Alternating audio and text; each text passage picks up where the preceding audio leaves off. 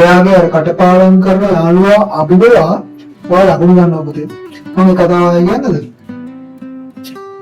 ඔයාට විභාගයේදී යම් කිසි කරුණක් නැත්නම් ඔයා පාඩම් කරනකොට වගේ ටියුට් එකක වේවා මාතෘකාව දෙන්නකොට ඔයා තනියම හිතන්න. තනියම හිතන්න. ඇයි? තනියම හිතනකොට තමයි ඔයාගේ තාර්කික මොළේ වැඩ කරන්න try කරන්නේ. ඔයාගේ ක්‍රියේටිවිටි වැඩ කරන්න try කරනවා තනියම හිතනකොට. එතකොට තමයි ඔයා විභාගයට ගියාට පස්සේ ඔයාලා කටපාඩම් කරපු ගියා යාළුවාට වඩා ඔයා ලකුණක් 5ක් ලකුණු 10ක් ලකුණු 20ක් හරි ගන්න ඔයාම හිතන try කිරීම තුරම තමයි. හේතු සමහර ප්‍රශ්න වල විභාගයේදී ඔයාට ටියුෂන් ක්ලාස් එක ගන්න ඕනේ. ඔයාට පාසලේ විභාගශාල මේ පාසලේ ගුරු ගන්නලානේ.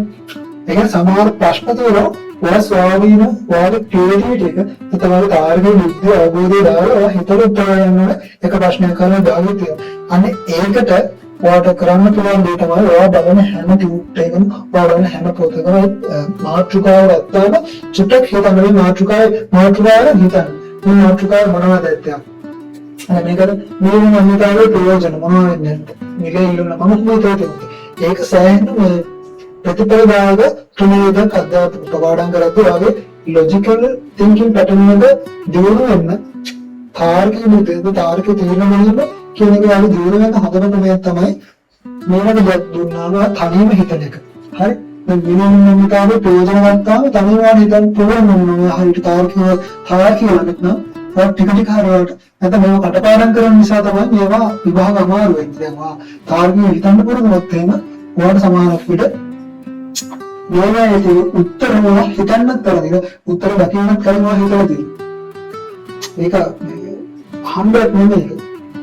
ඒක නැචරලි ඔයාලට ග්‍රෝ කරගන්න පුළුවන් දෙයක්. හරි. එතකොට මිලියන නම්ිතාවේ ප්‍රයෝජන වල හිතලා බලනවා මේ වගේ තව ඉස්සරහට හම්බෙන්නේ. සමහර මිලියන නම්ිතාවේ ප්‍රයෝජන මොනවා වෙන්න පුළුවන්ද? නම් කිතල මට දාන්න බෑ සෝමගල උත්තරයක් දෙක. සෝමගල දාන මිලියන නම්ිතාවේ ප්‍රයෝජන කියන්නේ මොනවා වෙන්නද කියලා. අපි කතා කරලා වැඩක් දෙක. දැනුත් කතා කරා. මොනවා වෙන්න පුළුවන්ද?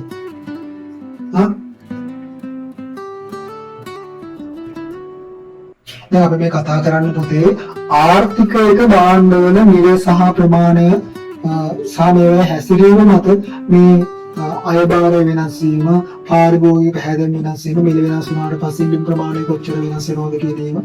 ඉතින් මට පළවෙනිට මේ ගන්න පුළුවන් මිල වෙනස් වීමට අනුව මිල ප්‍රමාණය දක්වන සංවේදීතාවය තමයි මෙලෝ ගන්න. එතකොට මේ මිල ප්‍රමාණිතාවයක ප්‍රයෝජනයක් තමයි මොකද්ද? මිල වෙනස් වුණාට පස්සේ මිල ප්‍රමාණය දක්වන ප්‍රතිචාරය හඳුනා ගැනීමට හැකි වීම. හරි සරලයි මේව කටපාඩම් කරන්නේ පුතේ සරි. හරි. මේවා අනිකන් සරලව තාර්කිකව ඔයාගේ ක්‍රියේටිවිටි එක නිර්මාණශීලීත්වය දාලා ඔයා සොයාගෙන හිතන්න. ඒ උත්තරේ තමයි ඔයාට විභාගෙදී ශ්‍රේණික පිළිතුර වෙන්නේ. ඒ නිසා තාර්කිකව හදාගන්න.